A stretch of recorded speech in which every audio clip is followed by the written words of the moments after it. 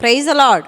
ஆண்டவர் ரட்சகருமாகிய இயேசு கிறிஸ்துவின் விலையேற பெற்ற வளமுள்ள நாமத்தால் இந்த நாள் கர்த்தருடைய வார்த்தை மூலம் உங்களை சந்திக்கிறது மிக்க மகிழ்ச்சி. இந்த நாள் கர்த்தர் நமக்கு கொடுத்த வார்த்தை சங்கீதங்களின் புத்தகம் 37ஆம் சங்கீதம் 8ஆம் வசனம் 9ஆம் வசனம். கோபத்தை நெகிழ்ந்து உக்கிரத்தை விட்டுவிடு, பொல்லாப்பு செய்ய ஏதுவான எரிச்சல் உனக்கு வேண்டாம். பொல்லாதவர்கள் அறுப்புண்டு போவார்கள், கர்த்தருக்கு காத்திருக்கிறவர்கள் பூமியை சுதந்திரித்துக் கொள்வார்கள். ஹல்லேலூயா. இந்த வசனம் என்ன சொல்லப்பட்டிருக்கு? கோபத்தையும் கடும் கோபத்தையும் பொல்லாத எண்ணங்களையும் விட்டுவிடுமாறு இந்த வசனம் நமக்கு தெளிவாக சொல்லுகிறது. வசனம் நமக்கு சொல்லுகிறது, என்ன சொல்லுகிறது? கோபம், கடும் கோபம், பொல்லாத எண்ணங்களை நம்ம விட்டுவிடுமாறு வசனம் நமக்கு சொல்லுகிறது. கோபத்தை நெகிழ்ந்து உக்கிரத்தை விட்டுவிடு, பொல்லாப்பு செய்ய ஏதுவான எரிச்சல் உனக்கு வேண்டான்னு சொல்லப்பட்டிருக்கு. பொல்லாப்பு செய்ய, இந்த பொல்லாப்பு என்ற ஒரு வார்த்தைக்கு அர்த்தம் தீமை, குற்றம், துன்பம், கேடு அப்படின்னு சொல்லப்பட்டிருக்கு. அந்த வார்த்தைக்கு அர்த்தம் தீமை, கெட்டது. தீமை செய்கிறதுனா கெட்டது, குற்றம் தவறு செய்கிறது, பிழை செய்கிறது, துன்பம், மன ரீதியான உடல் ரீதியான கஷ்டம், துன்பம், கேடு, அழிவு அல்லது சீரழிவு. இன்னொரு வார்த்தை கூட சொல்லப்பட்டிருக்கு குட்டத்தனம் அப்படின்னா தீய எண்ணம் அல்லது தீய குணம் அப்படின்னு சொல்லப்பட்டிருக்கு. ஆண்டவருடைய வார்த்தை இன்றைக்கு நமக்கு வருகிறது. கோபத்தை நெகிழ்ந்து உக்கிரத்தை விட்டுவிடு, பொல்லாப்பு செய்ய ஏதுவான எரிச்சல் உனக்கு வேண்டாம். பொல்லாதவர்கள் அறுப்புண்டு போவார்கள், கர்த்தருக்கு காத்திருக்கிறவர்களோ பூமியை சுதந்திரித்துக் கொள்வார்கள் என்று வேதம் சொல்லப்பட்டிருக்கு. அநேக சூழ்நிலை நமக்கு அநீதியான காரியம், நமக்கு விரோதமான காரியம், நம்ம ஒன்றும் செய்யாததால் நமக்கு விரோதமாக மற்றவர்கள் செய்யும்போது நமக்கு கோபம் மாத்திரம் இல்லை, கோபம் மூக்குக்கு மேலே வரும்னு சொல்லுவாங்க. கோபமும் உக்கிர கோபமும் அப்படி தான் வருது. அவன் எனக்கு எப்படி செய்யலாம், நான் அவனுக்கு என்ன செஞ்சேன், அவன் எனக்கு எப்படி செய்யலான்னு சில நேரம் நமக்கு கோபம் வருது. அது மட்டும் இல்லை, இன்றைக்கு கர்த்தருடைய பிள்ளைகள் அல்லாதவர்கள் என்ன சொல்லுவாங்க? அவன் எனக்கு செஞ்சான், அவனை நான் சும்மா விடுவேனா? நான் அவனுக்கு 2 மடங்கு அவனுக்கு நான் செய்கிறேன்னா இல்லையா பாருங்கள், நான் யார் என்பதை நான் அவனுக்கு காண்பிக்கிறேன் அப்படின்னு சொல்லுகிறது உண்டு.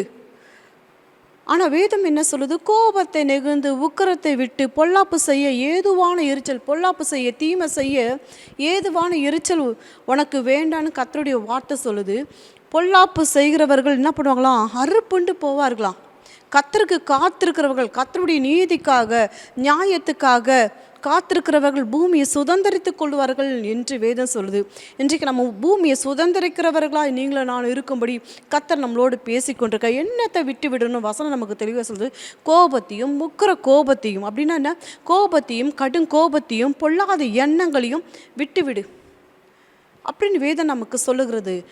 பொல்லாதவர்கள் அறுப்புண்டு போவார்கள், கர்த்தருக்கு காத்திருக்கிறவர்கள் தான் பூமியை சுதந்திரத்துக்குள்ள. நீதி நியாயம் செய்கிறது தேவனுடைய காரியங்கள், சரிக்கு சரி கட்டுறது நம்மளுடைய காரியங்கள். கர்த்தருடைய கண்கள் பூமி இங்கே உலாவி கொண்டிருக்கிறது. பூமியில் உனக்கு என்ன நடக்குது என்பதை கர்த்தருடைய கண்கள் பார்க்குது. உனக்கு விரோதமாக என்ன காரியங்கள் நடக்குது என்பதை கர்த்தருடைய கண்கள் பார்க்குது. வேதத்தில் அழகான ஒரு சம்பவம் சொல்லப்பட்டிருக்கு. 1 சாமுவேல் 25ஆம் அதிகாரத்தில் சொல்லப்பட்டிருக்கு. தாவீது நாபாலுக்கு உண்டான எல்லா காரியங்களும் அவர்கள் மேய்ப்பர்கள், நாபாலுடைய மேய்ப்பர்களும் தாவீதும் வனாந்தரத்தில் ஆடு மாடுகளை மேய்த்து கொண்டிருக்கும் போது தாவீது நாபாலுடைய மேய்ப்பர்களுக்கு அவர்களுக்கு அடைக்கலத்தை கொடுத்தார், பாதுகாப்பு கொடுத்தாருன்னு இந்த வேதத்தில் சொல்லப்பட்டிருக்கு. என்ன சொல்லப்பட்டிருக்குன்னா, ஒரு மனுஷன், மாகோனியில் ஒரு மனுஷன் இருந்தான், அவன் பேர் நாபால். வேதம் சொல்லுது 1000 வெள்ளாடுகளும் 3000 ஆடும் இருந்ததான். அப்போ அந்த மந்தை மேய்ப்பர்களும் தாவீது வனாந்தரத்தில் இருக்கும்போது அந்த மந்தை மேய்ப்பர்கள் ஒரு குறையும் இல்லாதபடிக்கு துஷ்ட மிருகங்களுக்கும் துஷ்ட மனிதர்களுக்கும் தாவீதோடும் அவனோட இருந்தவர்களும் நாபாலுடைய மேய்ப்பரை பாதுகாத்தாங்க. அவங்களுக்கு உண்டான காரியங்களை அவர்கள் செய்தாங்கன்னு வேதம் சொல்லுது. அதுதான் இந்த 25ஆம் அதிகாரம் 7ஆம் வசனம் சொல்லுது. இப்போது ஆடுகளை மயிர் கத்திருக்கிறவர்கள் உம்மிடத்தில் இருக்கிறார்கள் என்று கேள்விப்பட்டேன். உம்முடைய மேய்ப்பர்கள் எங்களோடு கூட இருந்தார்கள். அவர்கள் கர்மேலில் இருந்த நாளெல்லாம் நாங்கள் அவர்களை வருத்தப்படுத்தவில்லை, அவர்களுடைய பொருள் ஒன்றும் காணாமல் போவதில்லை. ஹல்லேலூயா. இப்படி இருக்கும்போது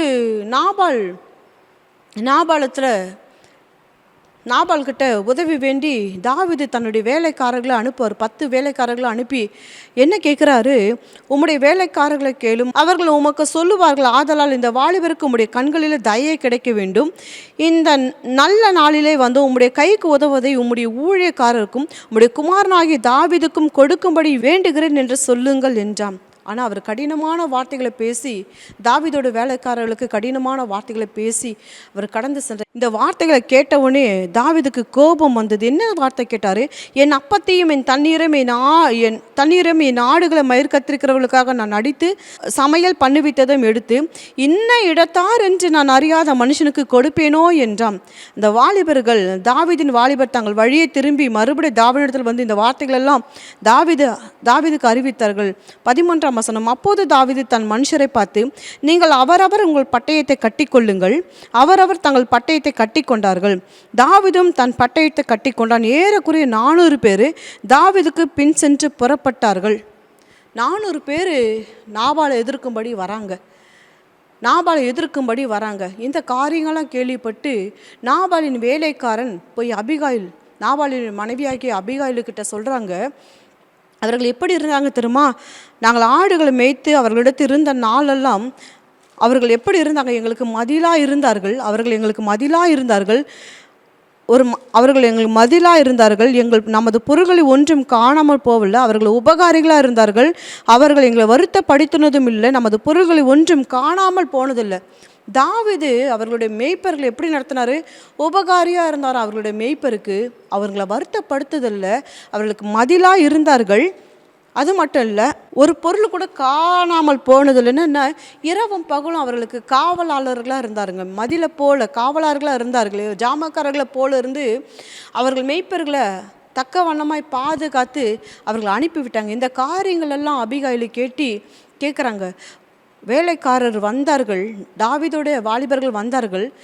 எஜமான் அவர்களை சீறினார். இதை கேட்டு அவர்கள் திரும்பி போயிட்டாங்க. இந்த காரியங்களெல்லாம் கேட்டு அபிகாலி என்ன பண்ணுறாங்க, அவருக்கு உண்டான கனத்தை கொடுக்கும்படி தீவிரமாய் அவங்க புறப்பட்டு 200 அப்பங்கள், 2 துருத்தி திராட்சை ரசத்தையும், சமையல் பண்ணப்பட்ட 5 ஆடுகளையும், 5 வறுத்த பயிற்றையும், வற்றலாகப்பட்ட 100 திராட்சை கொலையும், வற்றலான 200 அத்திப்பழ அடைகளையும் எடுத்து கழுதை மேல் ஏற்றி கொண்டு வேலைக்காரரை பார்த்து அனுப்பி வைக்கிறாங்க. அவங்க மலையின் மேலிருந்து கீழே இறங்கும்போது, தாவீது ஏறி வரும்போது சாஷ்டாங்கமாக வேதம் சொல்லப்பட்டிருக்கு, விழுந்து பணிந்து அவன் பாதத்தில் விழுந்து, என் ஆண்டவனே, இந்த பாதகம் என்மேல் சுமரட்டும். உம்முடைய அடியாளுடைய வார்த்தைகளை நீர் கேட்கும் பொருட்டாக உம்முடைய அடியால் உமது செவி கேட்க பேச வேண்டும். இந்த பேலியாளின் மனுஷனை ஒரு பொருட்டாக எண்ண வேண்டும். நீர் அனுப்பின வாலிபர்களை நான் காணவில்லை. சாஷ்டாங்கமாக சொன்னாங்க. அடுத்த வசனம் சொல்லப்பட்டிருக்கு, 26ஆம் வசனம். இப்போதும் என் ஆண்டவனை நீ ரத்தம் சிந்த வரவும் உம்முடைய கை நீதியை சரி கட்டவும் கர்த்தர் உமக்கு இடம் கொடுக்கவில்லை என்பதை கர்த்தருடைய ஜீவனை கொண்டும் சொல்லுகிறேன். இப்போது உம்முடைய சத்துருக்களும் என் ஆண்டவனுக்கு விரோதமாக பொல்லாப்பு தேடுகிறவர்களும் நாபாலை போல ஆக கடவர்கள். 28ஆம் வசனம் சொல்லப்பட்டிருக்கு. உமது அடியாளின் பாதகத்தை மன்னியும், கர்த்தர் என் ஆண்டவனுக்கு நிலையான வீட்டை கட்டுவார். என் ஆண்டவன் கர்த்தருடைய யுத்தங்களை நடத்துகிறவராமே. நீர் உயிரோடு இருக்கும் நாளில் ஒரு பொல்லாப்பும் உம்மிலே காணப்படாதிருப்பதாக. ஹல்லேலூயா, ஹல்லேலூயா. இந்த காரியங்கள் சொல்லி 10 நாள்லேயே கர்த்தர் நாபாலை வாதித்தனால் ஏறக்குறைய 10 நாளுக்கு பின்பு அவன் செத்து போனான். வேதம் சொல்லப்பட்டிருக்குங்க. 39ஆம் வசனம் கடைசியாக வாசிக்கிறேன். நாபால் செத்து போனான் என்று தாவீது கேள்விப்பட்ட போது என் நிந்தையின் வழக்கை நாபாலின் கையில் விசாரித்து தம்முடைய அடியானை பொல்லாப்பு செய்யாதபடி தடுத்த கர்த்தருக்கு ஸ்தோத்திரம். கர்த்தர் நாபாலின் பொல்லாப்பை அவன் மேல் திரும்ப பண்ணினார் என்று சொல்லி பண்ணினார். பொல்லாப்பு செய்யாதபடிக்கு தாவீதை தடுத்த கர்த்தர். இன்றைக்கு அவருக்கு கோபம் வந்தது. அந்த வார்த்தைகள், நாபால் சொன்ன வார்த்தைகளை வாலிபர்கள் வந்து அறிவித்த போது கடும் கோபமும், அவன் எனக்கு எப்படி இந்த வார்த்தை சொல்லலாம்? அவர் அநியாயமாக கேட்கல, நீதியை கேட்டு தயை பண்ண வேண்டும்னு உதவி வேண்டி கேட்டார். ஆனால் அந்த வார்த்தைகளை கேட்டவுடனே, இந்த கடினமான வார்த்தைகளை கேட்டவுடனே தாவீதுக்கு கடும் கோபமும் வந்தது. அவன் செஞ்சானா, நான் அதுக்கு பதில் சரி கட்டுவேன்னு பொல்லாப்பு தாவீது எழும்பி போனார். ஆனால் தாவீதை பொல்லாப்பு செய்யாதபடிக்கு அபிகாயில் ஞானமாக மகா புத்திமான் புத்தி உள்ள ஸ்திரீன்னு சொல்லப்பட்டிருக்கு. புத்தியாக பேசி பொல்லாப்பு செய்யாதபடிக்கு தடுத்தாங்க. அதனால் தாவீது சொல்கிறாரு, பொல்லாப்பு செய்யாதபடிக்கு தடுத்த கர்த்தருக்கு ஸ்தோத்திரம். இன்றைக்கு கோபமும் உக்கிர கோபமும் ஒரு மனுஷனுக்கு விரோதமாக தீமை செய்ய நம்மளை ஏவுகிறதா இருக்குது. ஆனால் இன்றைக்கி கர்த்தருடைய வார்த்தை கேட்டுக்கொண்டிருக்கிற அன்பு தேவ ஜனமே, வேதம் சொல்லுது ஒரு அழகான ஒரு மொழிபெயர்ப்பு, வெஞ்சனம் கொள்ளாதே, வெகு கொண்டெழுவதை விட்டுவிடு, எரிச்சல் அடையாதே, அதனால் தீமை தான் விளையும். சில நேரங்களில் நம்ம கோபத்துக்கும் உக்கிர கோபத்துக்கும் கடும் கோபத்துக்கும் பொல்லாத எண்ணங்களுக்கு இடம் கொடுத்தோமானால் தீமைக்கு தீமை தான் வரணுங்க. நீதியை சரி கட்டுகிற தேவனி பூமியில் ஒருவர் உண்டு. அவருக்கு செய்த பொல்லாப்பை கர்த்தர் கண்டு வேதம் சொல்லப்பட்டிருக்கு, கர்த்தர் நாபாலை வாதித்ததனால் 10 நாளைக்கு பின்பு அவன் இறந்து போனான் என்று. கர்த்தர் நீதியை சரி கட்டுகிற தேவன். நம்ம பொல்லாப்பு செய்ய ஏதுவான எரிச்சல் உனக்கு வேண்டான் வேதம் சொல்லுது. பொல்லாப்பு செய்யாதபடிக்கு தேவன் அவர் தடுத்தாருன்ட்டு தாவீது சொல்லுகிறார். இன்றைக்கு கோபமும் கடும் கோபமும் பொல்லாப்பு செய்ய ஏதுவான எரிச்சல் நமக்கு வேண்டாம். அன்பு தேவஜனமே, இன்றைக்கு கர்த்தர் சமூகத்தில் நீதி உள்ள நியாயாதிபதிக்கு முன்பாக இருக்கிறோம். ராஜாதி ராஜாவுக்கு கண்களுக்கு முன்பாக இருக்கிறோம். ஆண்டவரே, எனக்கு இழைக்கப்படுகிற தீங்கு, அநியாயம், பொல்லாப்பு, தீமை, துன்பம், கேடு, குற்றம் எல்லாவற்றையும் நீர் காண்கிற தேவனாக இருக்கிறீர். ஆண்டவரே அப்பா, நீரே எல்லாவற்றையும் காண்கிற நீதி உள்ள நியாயாதிபதி, எனக்கு நீதி செய்யுங்கப்பா, எனக்கு துணையாக இருங்க, அந்த பொறுமையாக இருக்கிற கிருபையை தாங்காண்டவரேன்னு கேளுங்க. நிச்சயம் கர்த்தர் உங்களை பொறுமையோடு காத்து வழி நடத்துவார. நீதி உள்ள நியாயாதிபதியின் கரம் கூட இருந்து உங்களை வழி நடத்தும். எப்படி தாவீதை பொல்லாப்பு செய்யாதபடி தடுத்த கர்த்தர் உங்களை இன்றைக்கு தீமை செய்யாதபடிக்கு கோபத்தினால, கடும் கோபத்தினால பொல்லாப்பு செய்யாதபடிக்கு, தீமை மற்றவர்களுக்கு செய்யாதபடிக்கு கர்த்தர் நம்மளை காக்கிற தேவனாக இருக்கார். தாவீதை காத்த கர்த்தர் இன்றைக்கு நம்மளையும் காக்கிறார். இப்படியாப்பட்ட எண்ணங்களுக்கும் இப்படியாப்பட்ட கோபத்துக்கும் இப்படியாப்பட்ட எரிச்சலுக்கும் நம்ம தூரமாக இருக்கும்படி கர்த்தர் இன்றைக்கு நம்மளோடு பேசி கொண்டிருக்கார். அன்பு தேவஜனமே, இன்றைக்கு கர்த்தருடைய வார்த்தை கேட்டிருக்கிறீங்களே. இன்றைக்கு கர்த்தருக்கு கோபம் மூட்டின வேதத்தில் அநேகர் உண்டு. பொல்லாப்பு, கர்த்தருடைய பார்வையில் பொல்லாப்பான காரியங்கள் செய்ததுண்டு. யூதாவின் குமாரர் ஓனானும் கர்த்தருடைய பார்வைக்கு பொல்லாப்பானதை செய்தாங்க. வேதம் சொல்லுது, அந்நி அக்கினி கொண்டு வந்ததுனால் நாதாபும் அபியும் கர்த்தருக்கு பொல்லாப்பானதை செய்தாங்க. இன்றைக்கு கர்த்தருக்கு முன்பாக நீங்களும் நாளும் என்ன செய்து கொண்டிருக்கோம் என்பதை ஆராய்ந்து பார்க்கும்படி கர்த்தர் இன்றைக்கு நம்மளோடு பேசி கொண்டிருக்கார். ஆண்டவரே, நீ துதிக்கிற மற்றவர்கள் நமக்கு பொல்லாப்பு செய்தாலும் நம்ம மற்றவர்களுக்கு விரோதமாக கோபம் கொள்ளாதபடிக்கு, கடும் கோபம் கொள்ளாதபடிக்கு, பொல்லாப்பு செய்யாதபடிக்கு தன்னை கர்த்தருடைய கிருபையினால், கர்த்தருடைய நாமத்தினால, கர்த்தருடைய பிரசன்னத்தினால, வார்த்தையினால் காத்து கொள்ளும்படி கர்த்தர் இன்றைக்கு பேசி கொண்டிருக்கார்.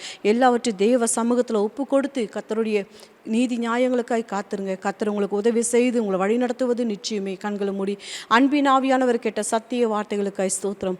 இன்றைக்கு நம்முடைய பிள்ளைகளோடு பேச நம்முடைய வல்லமுள்ள வார்த்தைகளுக்காய் ஸ்தோத்திரம். இயேசுவின் நாமத்தில் பிதாவே, ஆமென் ஆமென். பொறுமையோடு இருங்க. உங்கள் வாழ்க்கை ஒரு நாள் வீணாகாதபடிக்கு தேவன் அருமையாக உங்களை வழி நடத்துவாராக. God bless you. Have a blessed day.